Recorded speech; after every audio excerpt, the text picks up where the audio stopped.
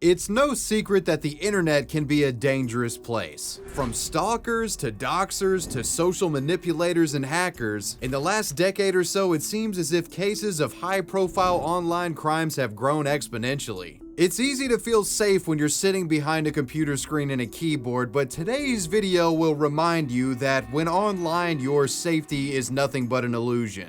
It's the story of a depraved young man named Tyler Barriss and how he used the internet, and more specifically the act of swatting, to strike fear into the hearts of his enemies, both online and offline. However, what begins as an intimidating prank-like tactic eventually turns lethal. This is the case of Tyler Barriss, the world's most infamous swatter. Considering the topic of today's video, I couldn't think of a better and more contextually relevant sponsor than Private Internet Access VPN. Private Internet Access is the world's most transparent VPN, with over 30 million downloads and 10+ years of VPN expertise. Private Internet Access's robust VPN app hides your IP address while you're browsing the web. Not only does this protect you from potential cyber terrorists or other hackers out there, it also hides your internet browsing data from your internet service provider and any advertisers out there that are trying to target ads to you. These guys take your online privacy seriously, and you should too. Hell, the company has a no logs policy, meaning that they don't even keep any of your information on their end of things, and it's been proven in court. Private Internet Access will also give you the ability to change your server location at whim. They've got servers in over 83 countries and a dedicated server for each of the 50 states in the US. So yes, that means you can all switch to the Tennessee server and hang out with your boy. Well, at least digitally. And last but not least, this server switching strategy can be used to bypass regional content blocks, which goes without saying has useful applications for streaming apps. So what are you guys waiting for? Take your internet privacy back today. Click the link in the description box to get 82% off your Private Internet Access subscription. That comes out to just $2.03 a month. And if you click that link, you'll also get 4 additional months free.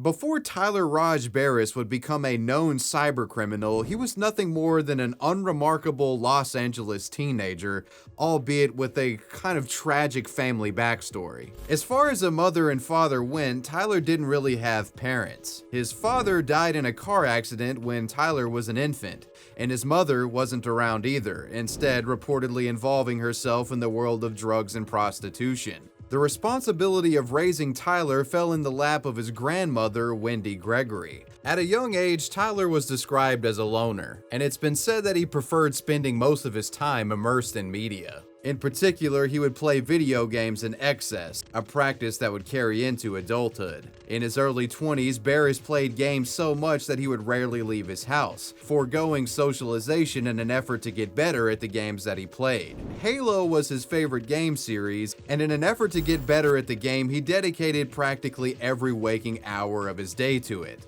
Tyler grinded out this FPS in the hopes that maybe one day he would be good enough to participate in Halo tournaments, perhaps win cash prizes and become a pro gamer. But practice as he may, Tyler was simply not cut out to be a pro Halo player. He just wasn't good. If anything, the only thing relating to Halo that he was actually good at was the trash-talking element. Hey, Death Warden. Fuck you. As Tyler was often one of the most vocal and vitriolic players in a Halo lobby at any given time. And it's on one fateful evening in February of 2015 when Tyler is in one of these toxic matches that he experiences what could be described as his supervillain origin story. It's been reported that on this particular evening, Tyler got into a heated altercation with a rival on Halo that led to him being swatted. The story goes that an anonymous individual had discovered Barriss's address after the game, and wanting to settle a score with Tyler, this person makes a call to Barriss's local police department. Posing as Tyler, they tell a fake story to dispatchers that likely made it seem as if Tyler was about to harm one of his family members. Naturally, police would respond, and minutes later, Tyler, totally unaware of what's happening, observes a police helicopter hovering over his house, and police lights and sirens soon follow. The police were fooled and were used as a weapon by an anonymous online individual to get back at Tyler, and they didn't face any sort of recourse for this. Me and my grandmother, we got swatted by an anonymous person. I still don't know who that person is. When because I guess I knew it was a thing, but it's nothing I've ever experimented with until it happened to me. While most people would become meek after experiencing such a distressing event, being swatted only served as a source of inspiration for Tyler.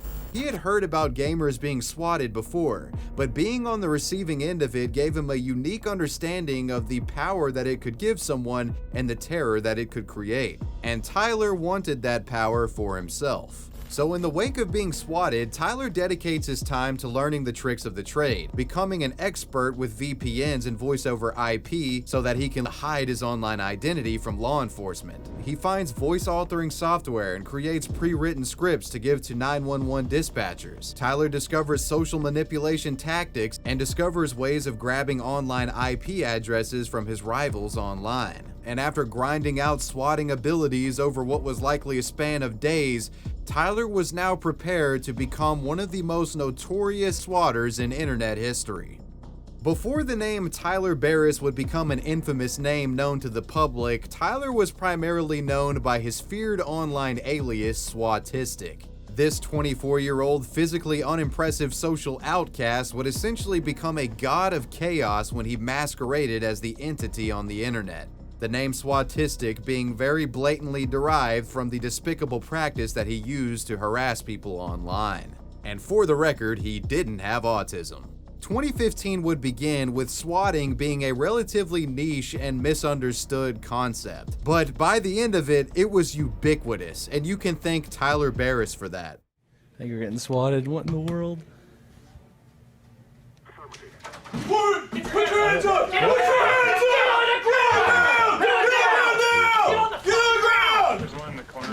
Behind your back. Hands on your back, Put your hands on your back, do it now. Don't you fucking move, you hear me, boy? Yep. Tyler, under his Swatistic alias, began swatting people in 2015 over matters as simple as being shit-talked in an online FPS. Tyler would find a way to pull their IP address, determine the city they lived in, call their local police department, and make a call saying something along the lines of, "Hey, I just shot my little brother, I'm gonna do something else, come to the house." Can you tell me why you're doing this? Yeah, because I'm upset with some people. They got me mad, so now they're going to pay for it. SWAT teams would then arrive at his victim's home, storm the property with guns drawn, only to find an innocent gamer sitting panicked at their computer desk. Many of Tyler's victims were live streamers, meaning that he would also get the sadistic pleasure of watching his victims getting swatted in real time after he made the calls. It was all a twisted game for Tyler, a game that caused great trauma for his victims and a game that wasted the thin resources of police departments around the United States. Beginning with petty gaming rivals and live streamers, Tyler builds up confidence and becomes more brazen and ambitious with his swatting goals. He goes as far as targeting TV stations and gaming tournaments with anonymous bomb threats. Also breaking right now, a bomb threat at the Kay Bailey Hutchison Convention Center. The Call of Duty World League Championship is happening there this week. Everyone inside involved with the expo was evacuated from the building as we show you these live pictures. These locations were specifically targeted by Tyler due to the high likelihood of the aftermaths being reported on by journalists or perhaps live streamed. So we are all being evacuated from the building right now. No clue what happened, but yeah, this is a lot of really Call of Duty nerds look like. It's unusual for those who report the news to become the news. Well, that's what happened today to the staff at KABC in Southern California. The station had to do its 4 o'clock newscast from a lawn down the street after a bomb threat forced everyone in that building to evacuate. The chaos that Tyler was causing had become palpable in the real world, and he had become high off of his own power and addicted to the cyber crimes that he participated in.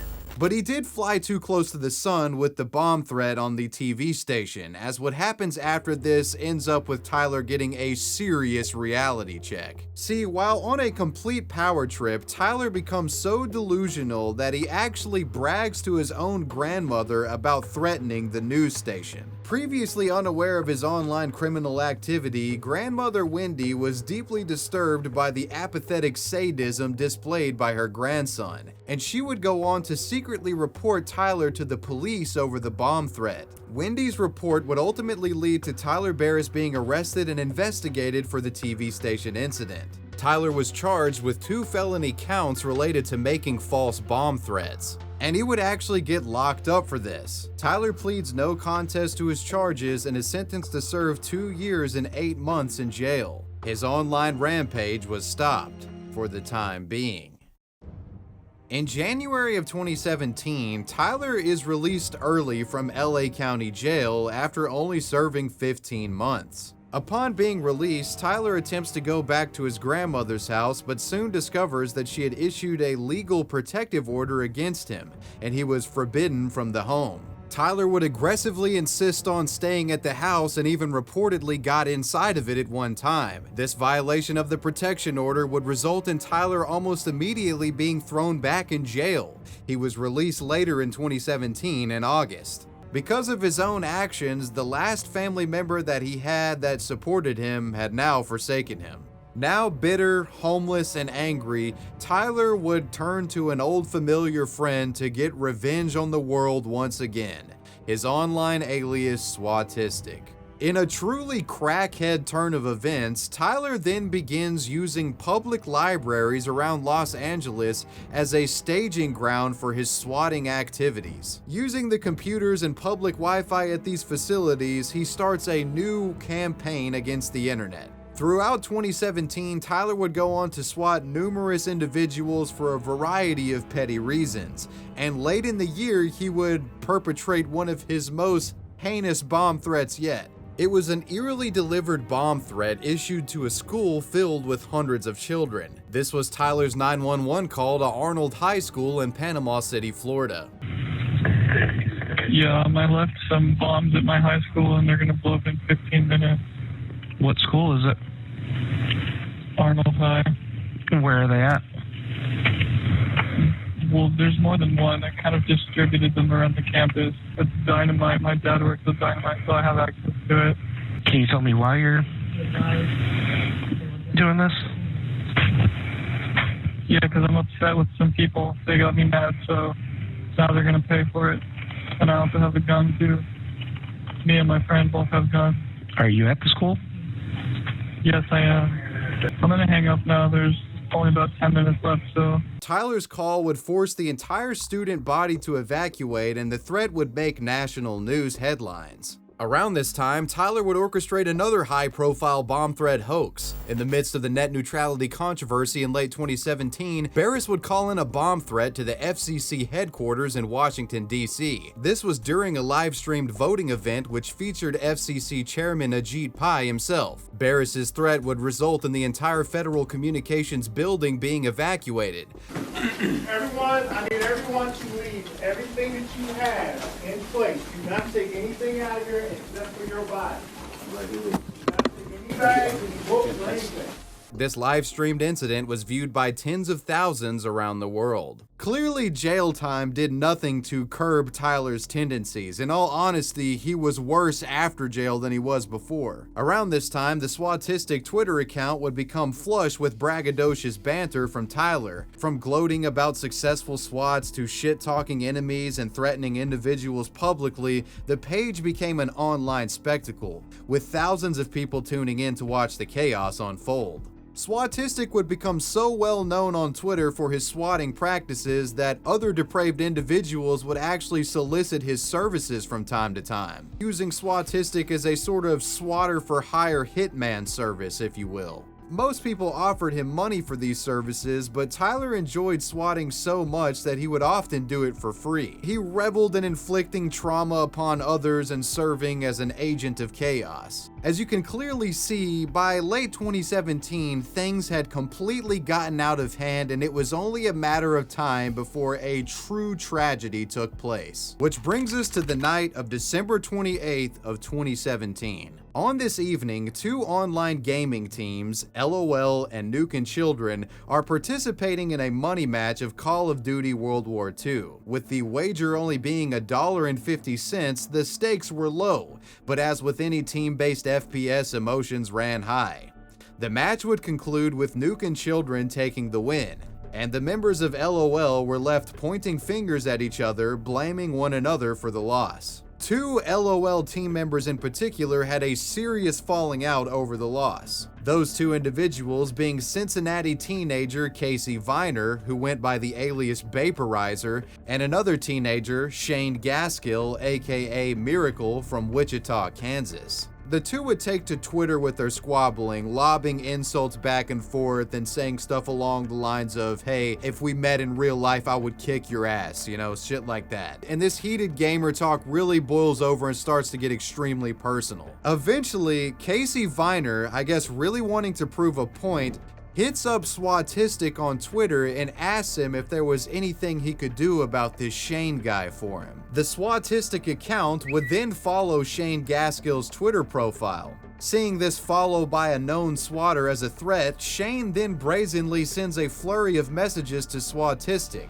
and even shares his address with the known swatter, daring him to do something. And well, let's just say Swatistic was happy to offer his services. Tyler gets to work swatting the address he was given by Shane and makes the following 911 call to Wichita, Kansas police.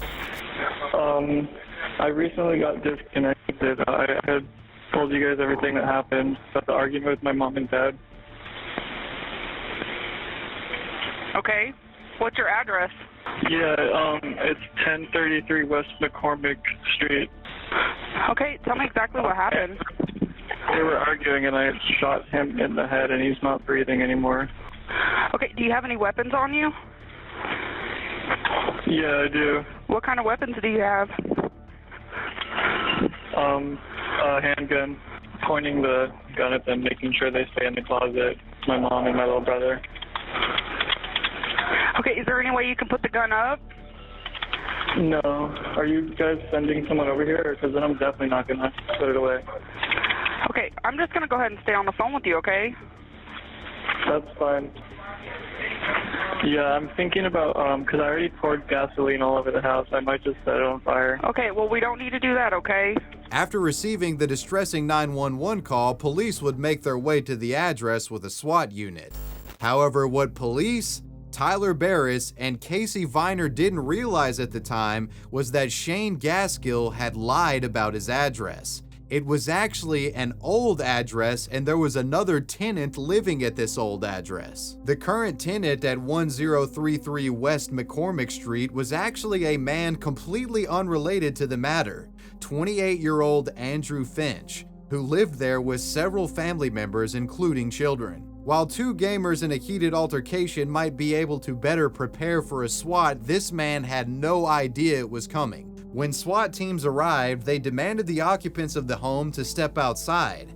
Andrew Finch, startled and confused, opens his front door and slowly steps out to blinding police lights. The man was by all means compliant. However, while walking outside, a policeman named Justin Rapp claimed to have seen Andrew Finch reach toward his waistband. Perceiving this as an attempt to draw a firearm, the officer shoots Mr. Finch in front of his family. The man falls to the ground, mortally wounded. After shooting the man, the SWAT team would storm the residence, not finding anything described in the 911 call. And it's at this moment they realized they had been duped. An innocent man had been shot. Andrew Finch would be rushed to the hospital, but unfortunately, he passed away from his gunshot wound. The treachery of Tyler Barriss and his swatting crimes had inadvertently led to the death of a completely innocent man. This was the first reported fatality related to swatting in the history of the United States, and the event would make world news headlines. Developing right now, a false 911 call led to a deadly officer-involved shooting in Wichita. Officers called to a home after a report of a man being shot in the head and two people being held hostage. When officers arrived, Andrew Finch answered the door, they say, and they also say they gave him commands to put his hands up. Moments later, they say he reached down to his waist and quickly pulled them up. An officer thought he pulled out a weapon and opened fire. We believe this incident is a case of swatting, which is the act of deceiving emergency services into sending a police response to another person's address. In the wake of this deadly swatting, the online community quickly pointed at Swatistic as likely being the individual who called it in. And Swatistic, aka Tyler himself, did little to deny his involvement in the situation. In a baffling turn of events, Tyler would make a series of tweets downplaying his role in the situation, and even makes a now historically infamous appearance on Keemstar's Drama Alert as Swatistic, essentially confessing that he was the one who called in the SWAT. Ladies and gentlemen, we have the alleged swatter on here, Swatistic. So you were involved in this swatting where the 28-year-old man was shot and killed, correct? Allegedly, I was involved. Allegedly. Well, you took responsibility on Twitter, and then your Twitter got suspended, right? I was minding my own business at the library. Someone contacted me and said, hey, dude, this fucking retard just gave me his address, and he thinks nothing's going to happen. You want to, prove him wrong? And I said, sure, I love swatting kids who think that nothing's going to happen. And then I followed the kid that he wanted me to swat, and the kid that he wanted me to swat sent me a DM saying, he basically messaged me with an address saying, well, I'm waiting for you to do something, pussy, this and that. And then, an attempt was made to swat that address. So you swatted that address, correct? Sure. Okay, Right. so you swatted the address, you put in the fake hostage situation, correct? Yep. And then this guy gets killed. That's what happened, I guess. And you said I mean, you said this on Twitter. You said, I didn't get anyone killed because I didn't discharge a weapon, and being on a SWAT member isn't my profession. So do you take right? Do you take any responsibility for what happened? You could point the finger at the cop who killed someone. You could point the finger at the guy who made the call. You could point the finger at the person who provided the address, saying, "Oh, look, this is where I live. Go ahead and swat me." Do you feel sad about it? Like, if I caused somebody to die like that, I wouldn't be able to sleep. Is there any empathy? Well, it's my personal belief that I didn't cause someone to die. I guess.